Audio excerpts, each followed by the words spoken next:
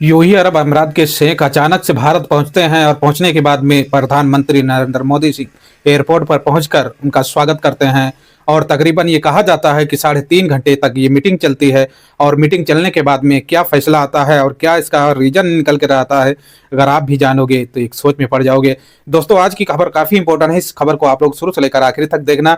क्या दुबई और भारत के से डील हुआ है और क्या काम के लिए जो दुबई यूएई के प्रधानमंत्री हैं वो अचानक से भारत में आते हैं। और इसकी खबर जो है तकरीबन 2 से 3 घंटे पहले ही शेयर की जाती है और बताया जाता है कि भारत के लिए दुबई के शेख जो हैं वो मिलने के लिए प्रधानमंत्री नरेंद्र मोदी से आ रहे हैं। तो ऐसे में दोस्तों, जो अपडेटें निकल के आ रही हैं आप लोगों के हम भी शेयर करेंगे। बस आपसे एक छोटा सा रिक्वेस्ट है कि अगर चैनल पर पहली बार विजिट किए हैं तो चैनल को लाइक और सब्सक्राइब और अपने दोस्तों फ्रेंडों में शेयर जरूर करना। और वीडियो में आगे बढ़ने से पहले एक छोटा सा रिक्वेस्ट रहता है कि हमारी वीडियो किस देश और किस राज्य और किस जिले से देख रहे हैं, कमेंट सेक्शन में अपनी राय जो है जरूर देना। चलते हैं दोस्तों, जो बहुत ही इंपॉर्टेंट खबर निकल के आ रही है भारत और यूएई से, जहां पर कहा गया है कि यूएई अरब अमीरात के शेख मोहम्मद बिन जायद पहुंचते हैं वहां पर। और पहुंचने के बाद में प्रधानमंत्री नरेंद्र मोदी वहां पर उनका एयरपोर्ट पर स्वागत करते हैं। और स्वागत करने के बाद में कहा जाता है कि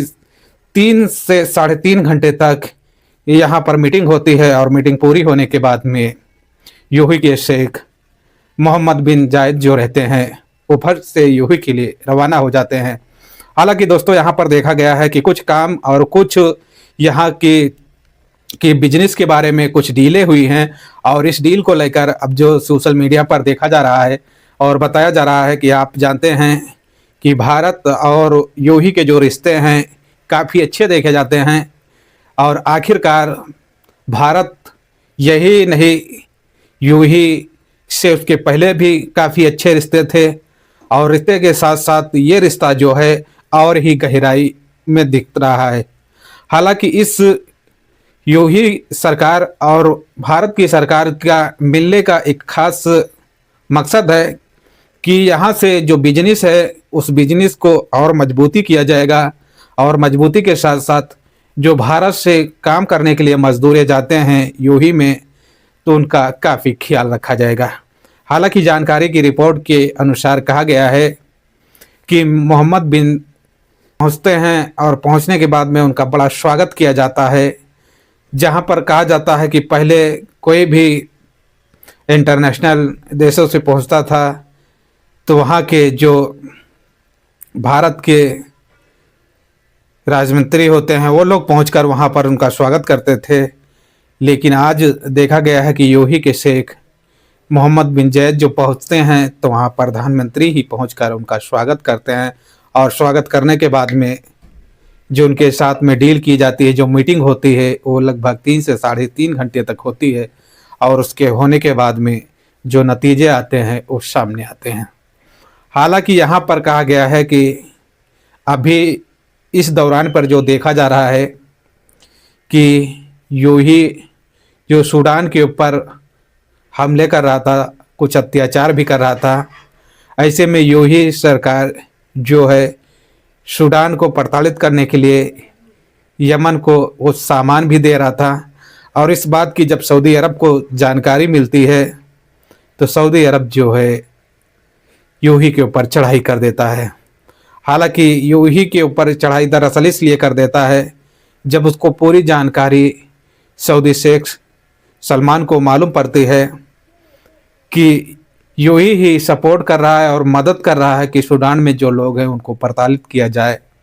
इस बात को लेकर तुरंत ही सऊदी सरकार यूएई सरकार से बात करती है और कहती है कि ये दो अत्याचार सूडान में हो रहा है, ये ठीक नहीं है। जो आपने वहाँ पर अपनी मिलिट्री भेजे हैं और जो आपने वहाँ पर सामान भेजे हैं उनको वापस ले लीजिए। हालांकि इस बात को यूएई सरकार जो है, ये दोनों आपस में बात करने के बाद में वहाँ से जो उनकी मिलिट्री रहती है वो यूएई अपनी वापस ले लेती है। हालांकि सऊदी अरब का बात मानकर, और सऊदी अरब ये भी कहता है कि आप लड़ाके और युद्ध करने के लिए नहीं है, आप अपनी बिजनेस संभालिए, आप बिजनेस में फेमस हैं। अगर आप चाहते हैं कि हम किसी देश के ऊपर अटैक करें तो ऐसा आप नहीं कर सकते। हालांकि इनकी बातों से यूं ही सरकार जो है एग्री हो जाती है, और एग्री होने के बाद में ये जो वहाँ पर अपने मिलिट्री, अपनी सेना जो भेजी थी उसे वापस कर लेती है। और अभी जैसे कि आप देख रहे होंगे सोशल मीडिया पर और अखबारों में जो खबरें दिखाई जाती हैं और बताई जाती हैं कि ईरान में जो प्रदर्शन चल रहा था, और प्रदर्शन करने के दौरान बताया जाता है कि काफ़ी लोग घायल भी हो गए हैं और काफ़ी लोगों की मौतें हो गई हैं। और यही नहीं बताया गया है कि ईरान के सुप्रीम लीडर आयतुल्लाह खामनी ने यह भी बताया है कि जो ईरान के अंदर प्रदर्शन कर रहे हैं, वो प्रदर्शन करने वाले जो लोग हैं वो एक विदेशी हैं, एक बाहरी हैं, एक टूरिस्ट हैं, जो लोग इस घटने को काफ़ी बुरी तरह से अंजाम दे रहे हैं। क्योंकि ईरान के अंदर जैसे कि प्रदर्शन के दौरान पर काफ़ी बड़ी बड़ी इमारतों को जलाया गया है और वहाँ पर काफ़ी बड़ा नुकसान भी पहुँचाया गया है। और आपने वीडियो में देखे होंगे कि वहाँ की मस्जिदों को काफ़ी तरह से जलाया गया है, बहुत काफ़ी बड़ा नुकसान किया गया है। और एक एक इलाके में 100 जगह पर ऐसी घटने को अंजाम दिया गया है। और इस अंजाम का जब नतीजा आता है तो ईरान के सुप्रीम कोर्ट को, जो सुप्रीम लीडर को मालूम पड़ता है कि इसमें अमेरिका और इजराइल का हाथ है, तो साफ साफ ईरान के जो लीडर हैं उन्हें बोलते भी हैं कि इसमें जो प्रदर्शन कराया है इसमें जिम्मेदारी इजराइल और अमेरिका का है। जो इसमें मारे गए हैं उनकी जिम्मेदारी अमेरिका की है। हालांकि दोस्तों माहौल जो है काफ़ी ख़राब हो जाता है, लोग सोचने पर मजबूर हो जाते हैं। जो लोग ईरान के अंदर काम कर रहे थे, जो अजनबी लोग रहते हैं, ईरान से भेज दिया जाता है क्योंकि उनकी जानों को ख़तरा ना आए। हालांकि अभी भी ईरान जो है अमेरिका से टक्कर लेने के लिए खड़ा भी है।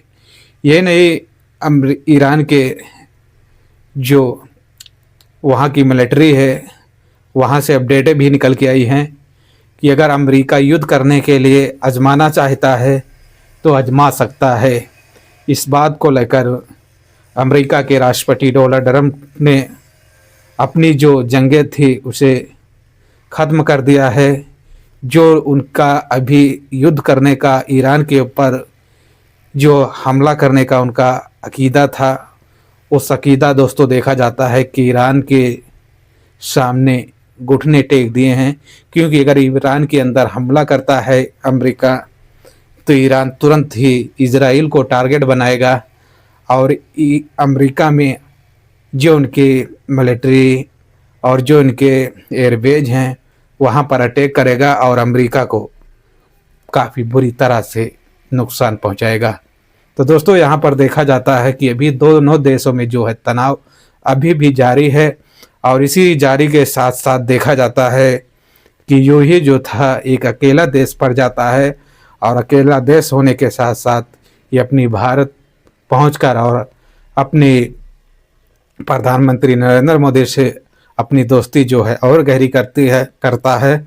और करने के साथ साथ वहाँ से और कुछ बिजनेस बढ़ाने की जो बातें हैं वो हुई हैं। और लगभग ये कहा जाता है कि 3 से 3.5 घंटे तक जो बातें हुई हैं उसका जो परिणाम है वो जल्दी ही सामने आएगा। तो दोस्तों वीडियो में कुछ जानकारी अगर मिली होगी तो चैनल को लाइक और सब्सक्राइब और अपने दोस्तों फ्रेंडों में शेयर जरूर करना। जो ज़रूरी अपडेटें आती हैं उसे हम अपने चैनल पर डेली आप लोगों के बीच शेयर करते हैं। जय हिंद, जय भारत।